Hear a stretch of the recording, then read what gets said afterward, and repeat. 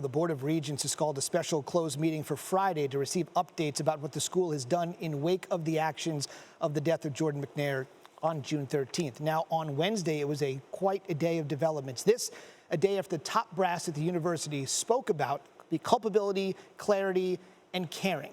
The man now charged with leading the football program after the death of a player from heat stroke and the reported toxic atmosphere spoke to reporters.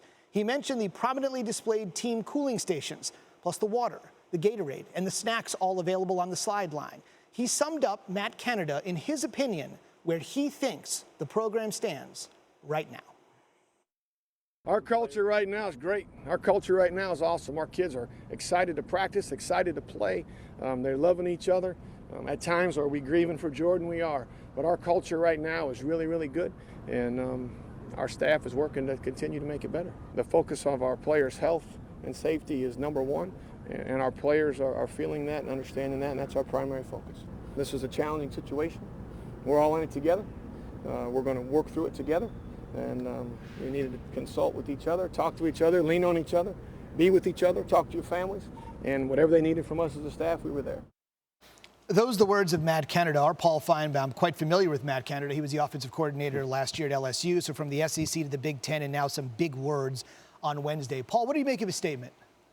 I didn't like any part of this, Zubin, for this reason. Yesterday, the university put its best foot forward. They had the president who delivered an eloquent presentation, the athletic director. Today, they had another important moment, and they blew it.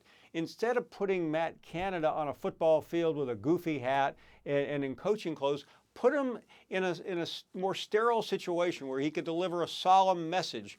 And instead of, they tried so hard to convince everyone that it's great there. It's not great there. The head football coach is about to get fired. They're about to be in the middle of a massive lawsuit. They've had a terrible loss, and instead they made a spectacle out of that situation today, and it was the wrong thing to do. Interesting. Many people call Canada's offense Air Canada for when he wants to throw the ball, but I think a lot of people feel, including Paul, that he may have airmailed it today with regards to tone and look. Before I let you go, from a more macro standpoint here, Paul, two gigantic scandals happening in the Big Ten with Ohio State and Maryland, and both programs deep in crisis have decided to hand their programs to a pair of gentlemen that prior to getting this ascension had never been head coaches before.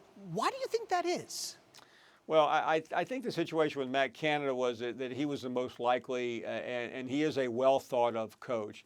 The issue at Ohio State's a little bit deeper. Greg Schiano was the obvious choice, but because of his situation, and I say situation, he was about to become the Tennessee coach, Zubin, and a lot of what happened at Penn State that I don't think involved him bubbled up, and the university has decided we've had enough in terms of controversy. So very good thought there. I think Urban Meyer will be back. I don't think Durkin will be at all. So I think the Ohio State situation will abate. The Maryland situation will not get much better.